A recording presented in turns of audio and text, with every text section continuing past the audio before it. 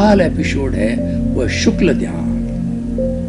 भाई और बहनों, जैसा कि मैंने बताया कि 4 तरह के ध्यान होते हैं, आर्त ध्यान, रौद्र ध्यान, धर्म ध्यान और शुक्ल ध्यान। आर्त ध्यान और रौद्र ध्यान करने वाले लोग जो होते हैं वो पाप का अर्जन करते हैं, वो पापी होते हैं और इनको करने वाले हैं, उनका पापोदय होता है, यानी ये बुरी प्रवृत्तियां हैं, इसको नहीं किया जाना चाहिए, ये हे होता है।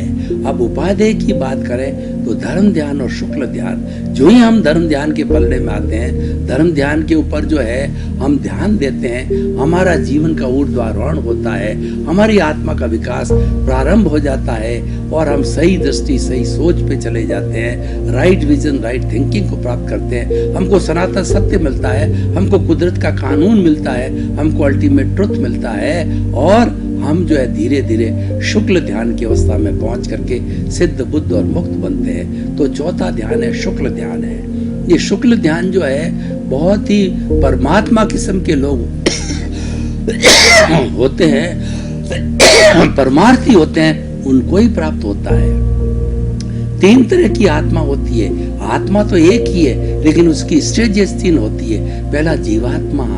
जीवात्मा जो होता है वह क्या होता है कि वह अपने स्वार्थ तक केंद्रित होता है, वो 5 इंद्रियों के अधीन रहता है।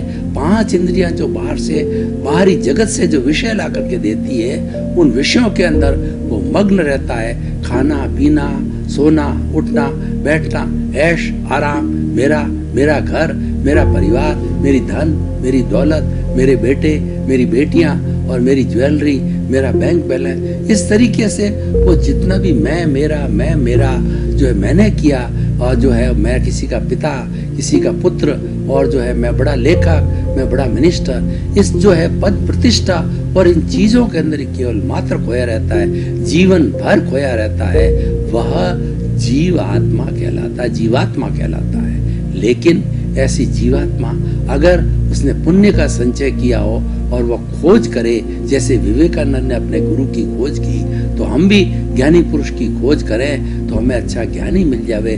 तो जब वो ज्ञान देवे तो ज्ञान देने वाला ज्ञानी वो वेद विज्ञान कर देता है, वो हमारी आत्मा को और शरीर को अलग अलग कर देता है और बीच के अंदर ज्ञान को बिठा देता है, प्रज्ञा चक्षु बना देता है, हमको स्थित प्रज्ञ बना देता है और हमारा जो कषाय है, हमारा जो अहंकार है, जो कि विष की थैली है, उसको भस्मीभूत कर देता है। यानी चार्ज अहंकार को मिटा देते हैं, मन वचन काया की बैटरियों को जो हटा देते हैं हमेशा के लिए, तो वो आने वाले समय में नए कर्मों का बंधन रुक जाता है। ये ज्ञानी की कृपा से होता है और रुक जाने के बाद में हमारे जो जन्मांतर के जो हमने कर्म बांधे हुए हैं, जितना हमारा डिस्चार्ज अहंकार कहलाता है, वो बर्फ की शिला की तरह धीरे धीरे 2, 4, 5, 10 और अधिकतम 15 भाव के अंदर पिघलता रहेगा और 15 भाव के बाद के अंदर हम शुक्ल ध्यान की अवस्था में आकर के सिद्ध, बुद्ध और मुक्त बन सकते हैं। तो ये जो है वो ये हमारा हो गया अंतर यात्रा।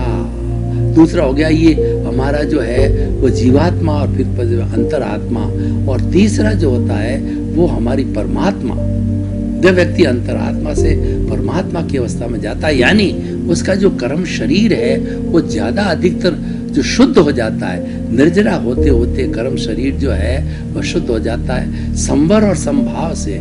संवर क्या होता है कि प्रात मन वचन काया से जगत के किसी जीव को किंचित मात्र भी दुख न हो, ये जो है वो चिंतन करना वो संवर है। सामायिक आलोचना और दूसरा सामायिक प्रतिक्रमण प्रत्याख्यान करना ये संवर है।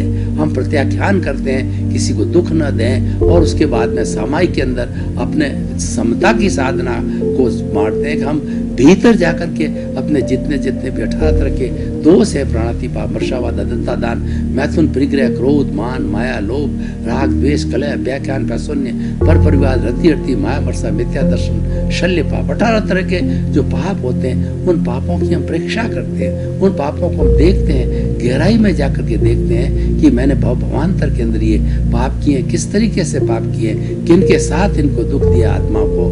तो ये जो है ये सामायिक है और फिर हम स्वीकार करते हैं कि ये पाप मेरे किए हुए हैं, क्योंकि जब तक हम कन्फेस नहीं करते हैं, हम हमको पनिशमेंट नहीं होता है, हमारा शुद्धिकरण नहीं होता है। तो हम जब इनको कन्फेस करते हैं यानी आलोचना करते हैं, उसके बाद प्रतिक्रमण की प्रक्रिया, शुद्धिकरण की प्रक्रिया चालू हो जाती है। वो शुद्धिकरण की प्रक्रिया क्या है कि इन 84 लाख जीवा योनि के प्राणियों से क्षमा याचना करते हैं। मैं आपको जो है एक इसका उदाहरण देकर के बताता हूँ। आपकी आंखें बंद कोमलता से, हाथ जो है वो इस तरीके से मुद्रा में बते हुए, रीढ़ की हड्डी सीधी, आप ये चिंतन करिए कि ये 84 लाख के प्राणियों जो आप, मैं उनका आह्वान करता हूँ, मैं आपको प्रणाम करता हूँ और मैं आप सबको पितरों की तरह आह्वान करता हूँ। आप सभी आइए, आपकी आत्मा अव्याबाद आत्मा है, मेरी आत्मा अव्याबाद आत्मा है और मुझे आपकी आत्मा तक पहुँचने के अंदर किसी भी तरह का जो है तार की जरूरत नहीं, किसी कनेक्शन की जरूरत नहीं। आप सभी मेरी प्रार्थना पर आ गए हैं। अब जो आ गए हैं तो सबसे पहले